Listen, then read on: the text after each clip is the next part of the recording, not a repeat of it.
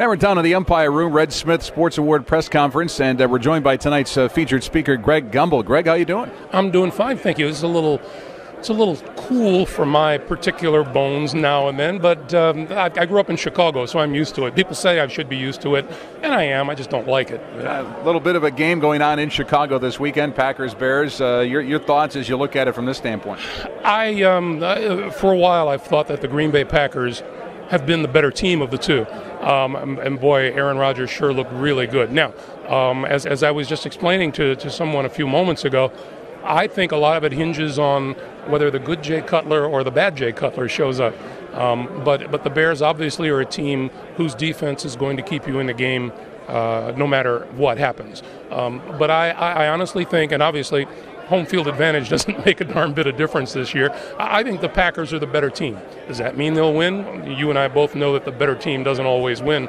All you have to do is ask the New Orleans Saints about that. Well, and the Packers don't necessarily match up great against the Bears. I mean, in two games earlier this year, especially the last one they played, that defense kind of gives the Packers a little bit of fits. Their defense gives a lot of people fits. And the thing about Julius Peppers has done so much for that defense. Urlacher has stayed healthy, and Hester has become more than just a one-dimensional guy. So I mean, they're an interesting team. Certainly the weather isn't going to catch anybody by surprise on either side, but I still think if Aaron Rodgers even approaches the kind of game that he played against the Atlanta Falcons, I don't see how they can beat him. Greg, when it comes right down to it, when push comes to shove, four teams, defense is always supposed to be the name of the game, and it looks like it prevailed this time. I think so. You know as well as I do that if you give a coach an option to have a terrific offense and an average defense, he's going to go the opposite way as often as he can. And maybe the only ones who ever defied that were the Rams under Kurt Warner, because the opposition was behind from the get-go, and they couldn't run the ball because they were playing catch-up all day long. But I think I think the Jets are much the same way. I was talking about with the Bears. They have a defense that's going to keep them in the game, whether Mark Sanchez has a good night or not. If you give a team a choice as to which they'd rather have be the dominating part, they're going to go with defense all the time. And boy, the Ravens-Steelers I think is a good example, and I think Steelers-Jets is going to be a good example. Talking with Greg Gumbel from CBS as we continue here at the Red Smith Sports Banquet. Greg will be the featured speaker for the banquet a little bit later on this evening here at the Paper Valley.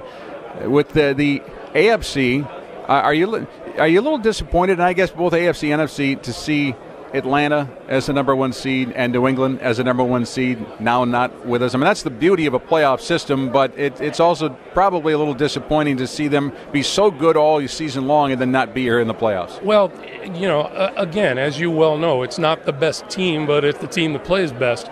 I don't know that disappoints me as much as seeing the Seattle Seahawks have a home game with the record in the season that they put together. But Bill Parcells has always had a habit of saying it is what it is. Sometimes his team is sitting there with a 6-4 record, and someone says, with a completed pass here and a just missed blocked kick here, you could be 8-2. And he says, but we're not. We're 6-4, and it is what it is. And I think that you deal with what comes your way. And the Falcons picked a really bad day to have not their best game of the season. I think Matt Ryan is better than that. I think the Atlanta Falcons are better than that.